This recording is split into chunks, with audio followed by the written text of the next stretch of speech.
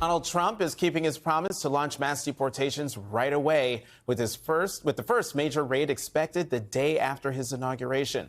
The Wall Street Journal reports that on Tuesday morning, at least 100 ICE officers will start rounding up undocumented immigrants in Chicago.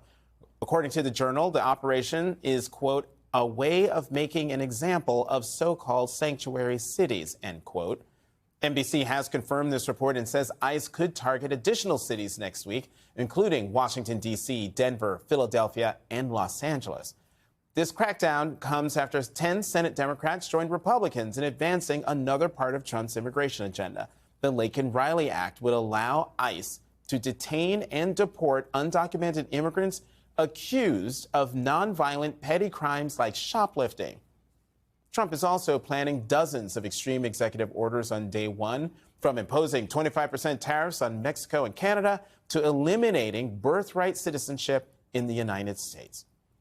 Joining me now, Jennifer Rubin, co-founder and editor-in-chief of The Contrarian and MSNBC political analyst, and Ashley Etienne, former communications director for both Vice President Kamala Harris and former Speaker Nancy Pelosi, and former senior advisor to Presidents Obama and Biden. That's all the time we have now for all y'all's titles. But I appreciate it, Jonathan. But thank you both very much for being here.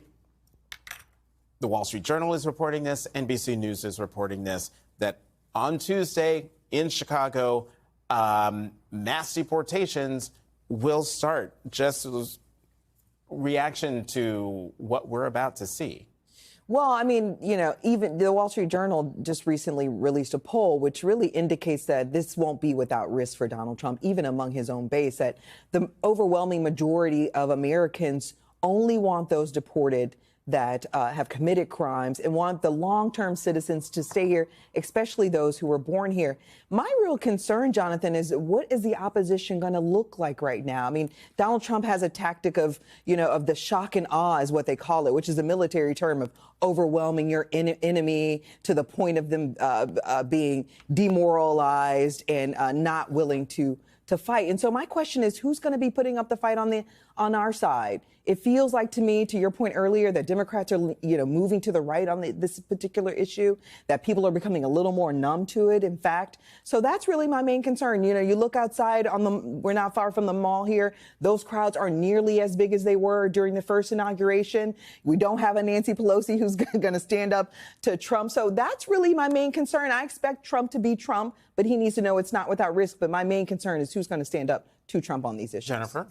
Well, what strikes me is, on one hand, this is the beginning of a series of cruel, petty actions, because these people are not a threat, frankly, to anyone. But it also strikes me that this is not a plan to deport 11 million people. There is no plan to deport 11 million people because that's impossible, and he would destroy the economy of this country. So it's going to be very interesting to see, is his base disappointed when 11 million people aren't shipped home? And frankly, what happens to the Steve Bannon-Elon Musk battle?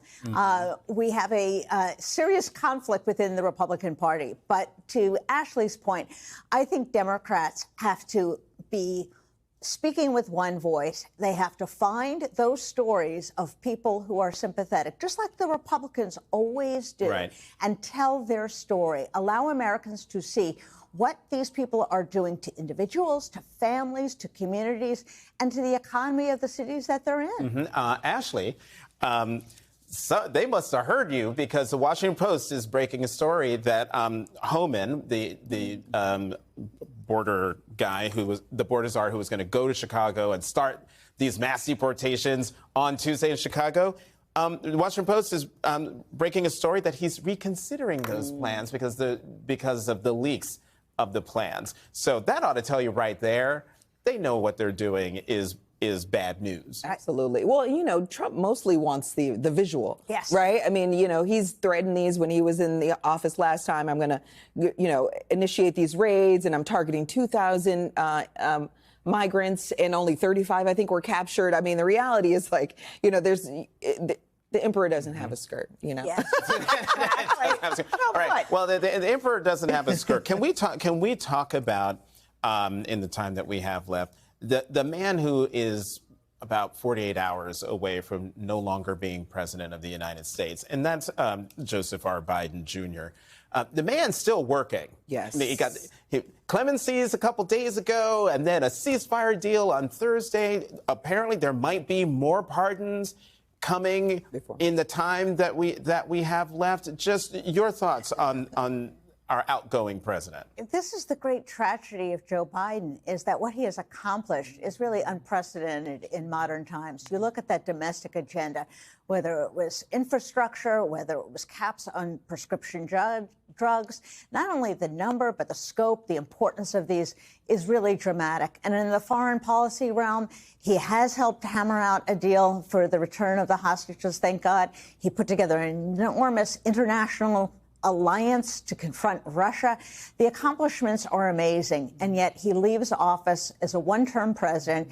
Many people are extremely upset, of course, that he didn't back out sooner, giving Kamala Harris a year or perhaps 2 years to introduce herself to the American people to get elected.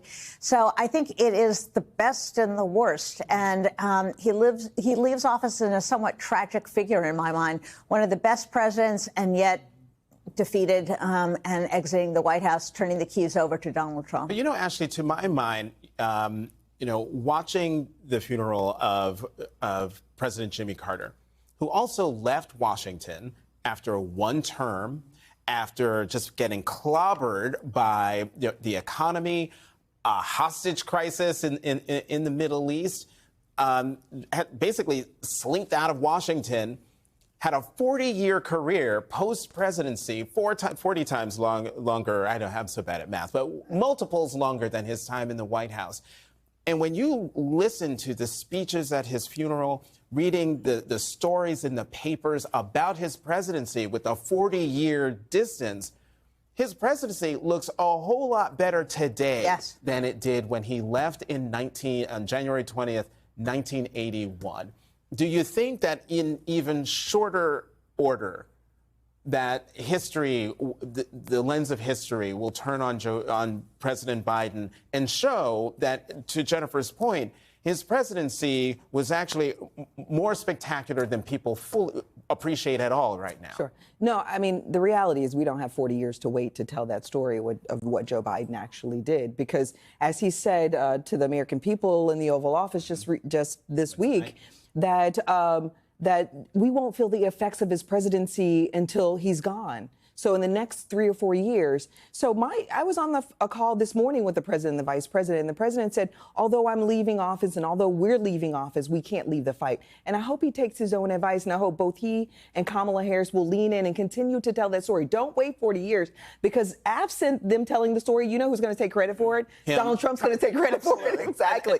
And we can't afford that as a party going into the next general. All right, less than a minute, but do you have any concern at all that Vice President Kamala Harris is going to cede into the shadows? No, I have no concern. I mean, I was in her office when she was signing her desk, and she was like, there's one thing that's true about me, that I don't go away quietly. So I don't expect that she will. And the key thing is she's not going away. Hey. Jennifer Rubin, Ashley Etienne. Oh, and I should also say the big column that I wrote about President Biden in the Post, I've got one about the vice president coming out tomorrow at WashingtonPost.com at 6:30 a.m. There's a free plug for me. Ashley Etienne, Jennifer Rubin, thank you both very much for coming back to the Saturday show.